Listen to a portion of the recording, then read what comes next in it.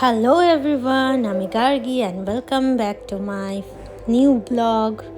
আজ বিকেলে আবহাওয়াটা যা হয়েছে না, জাস্ট ফাটাফাটি। আর এমন সুন্দর আবহাওয়ার বাঙালি মাত্রই একটা জিনিস খেতে ইচ্ছা করে, সেটা হলো গরম গরম মুচমুচে আলুর চপ। সত্যি বলতে দোকানে কিনতে যাওয়ার আর ধৈর্য ছিল না, আর আমাদের এখানে এমন কিছু ভালো চপ বিক্রিও হয় না। আর নিজের হাতে বানিয়ে খাওয়ার মজাই আলাদা। তাই ভাবলাম আজ বরের আর আমার জন্য একদম দোকান স্টাইল আলুর চপ বানিয়ে ফেলি। চলুন ঝটপট রেসিপিটা আপনাদের সাথে শেয়ার করি। চপের আসল জাদু কিন্তু লুকিয়ে আছে এই আলুর পুরে। আলু সেদ্ধ করে কড়াইয়ে একটু লঙ্কা, আদা বাটা আর জিরে ফোড়ন দিয়ে আর আমার স্পেশাল ভাজা মশলাটা দিয়ে ভালো করে আলুটা কষিয়ে নিলাম। আলুটা কষাতে বেশিক্ষণ সময় লাগে না, কারণ আলুর চপের আলু বেশি কষাতে নেই। আর আমি এখানে পেঁয়াজ ব্যবহার করি না, নিরামিষই বানাই। বাট নিরামিষ হলেও গন্ধটা দারুণ আর খেতেও ভালো হয়। গন্ধটা যা বেরিয়েছে না, এখন আমার জিভে জল চলে আসছে।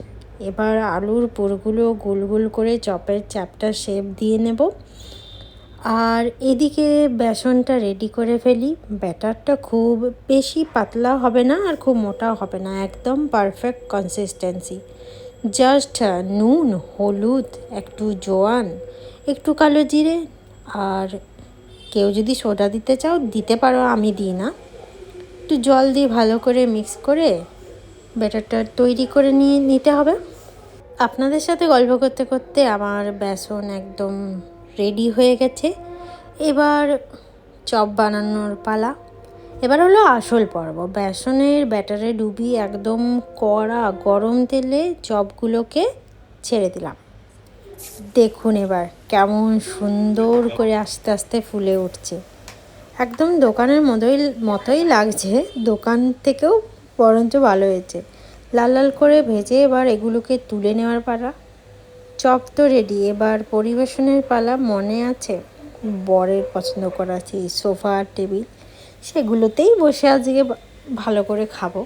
আর এটা হচ্ছে লঙ্কার বড়া, মানে বেসনে গুলিয়ে আমি ভেজেছি, এটা বরের আবদারেই করা।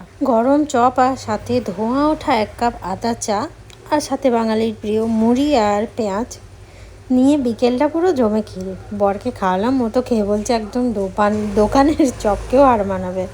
যাই হোক, বরের প্রশংসা শুনে খুব ভালোই লাগলো। আর আজকের এই চপ পার্টির মিনি ব্লগটা তোমাদের কেমন লাগলো? কার কার চপ মুড়ি খেতে ইচ্ছে করছে কমেন্টে জানাও। আর ভিডিওটা ভালো লাগলে লাইক দিও, আর প্লিজ একটু শেয়ার করে দিও। দেখা হচ্ছে তোমাদের সাথে পরের ব্লগে। বাই, ভালো থাকবে।